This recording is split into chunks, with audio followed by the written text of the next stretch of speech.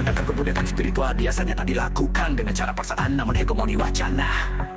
Hegemoni adalah suatu kekuasaan atau dominasi atas nilai-nilai kehidupan, norma maupun kebudayaan sekelompok masyarakat, yang akhirnya berubah menjadi doktrin pada komunitas masyarakat lainnya, di mana kelompok yang didominasi tersebut secara sadar mengikutinya. Kelompok yang didominasi tak merasa ditindas, justru dirasa sebagai hal yang seharusnya terjadi. Atau mereka perbudakan spiritual, seorang budak atau pihak yang didominasi tak merasa ditindas. Mereka rela mengorbankan segalanya termasuk nyawanya untuk tuannya.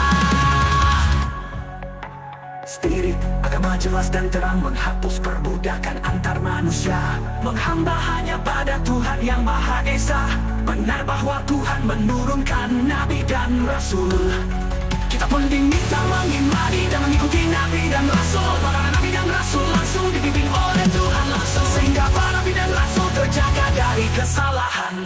Namun itu tak berlaku bagi keturunannya. Kisah Nabi Nuh dalam agama Samawi, anaknya tak termasuk yang diselamatkan dalam azab banjir bandang. Kisah Nabi Lut, istrinya pun tak termasuk orang yang diselamatkan dari azab Tuhan.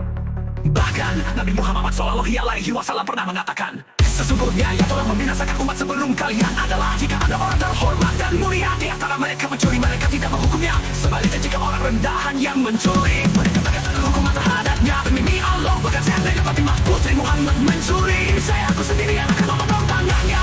Jika ada keturunan Nabi Muhammad melanggar hukum, tetap harus menghadapi proses hukum. Jadi istilah kriminalisasi keturunan Nabi, ajaran agama bahwa semua manusia sama, harus dihormati seperti ciptaan Tuhan. Tidak manusia yang dihinakan, semua orang harus mendapatkan perlakuan adil di muka hukum. Dari jelata hingga mereka yang mengklaim atau diklaim sebagai ulama atau keturunan Nabi dan Rasul, pelanggar hukum harus dihukum. Tiada istilah kriminalisasi ulama jika ada yang diproses secara hukum karena diduga melanggar aturan dalam bermasyarakat. Kita menyaksikan fenomena kejadian di bumi pertiwi.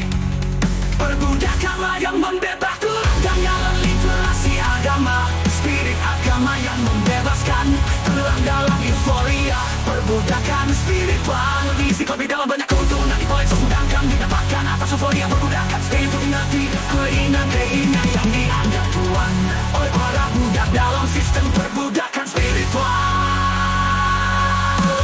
Agamawan berspirit membebaskan umat dari perbudakan spiritual. Jangan diam kaku dan membisu atas sistem perbudakan spiritual agar terus mendominasi tafsiran agama. Jika ternyata mengatakan Nabi Muhammad, demi Allah, bahkan seandainya Fatimah putri Muhammad mencuri, niscaya aku sendiri yang akan memotong tangannya. Jika ada keturunan Nabi Muhammad melanggar hukum, tetap harus menghadapi proses hukum. Tiada istilah kriminalisasi ulama jika ada yang diproses secara hukum karena diduga melanggar aturan dalam bermasyarakat. Kita menyaksikan fenomena kejadian di bumi pertiwi. Perbudakan spiritual bukti kegagalan literasi agama. Spirit agama yang membebaskan tenggelam dalam euforia perbudakan spiritual. Menelisik lebih dalam banyak keuntungan Ipal Exos Budangkam didapatkan atas euforia perbudakan spiritual di negeri ini. Keuntungan baginya yang dianggap tuan oleh para budak dalam sistem perbudakan spiritual. Para agamawan berspirit membebaskan umat dari perbudakan spiritual. Jangan diam dan membisu atas sistem perbudakan spiritual agar tak terus mendominasi tafsiran agama. Jika terjadi, umat beragama akan kembali ke masa kegelapan.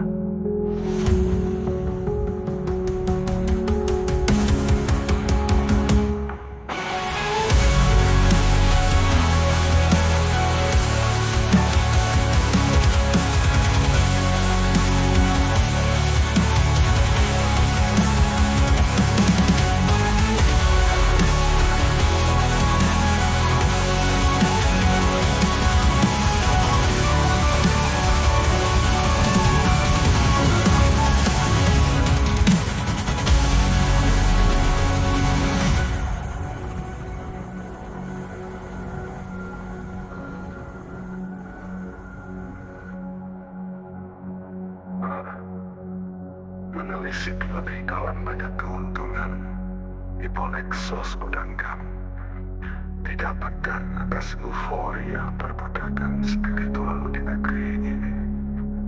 Keuntungan baginya yang dianggap tuan oleh para budak dalam sistem perbudakan spiritual. agamawan berspirit membebaskan umat dari perbudakan spiritual. Jangan diam dan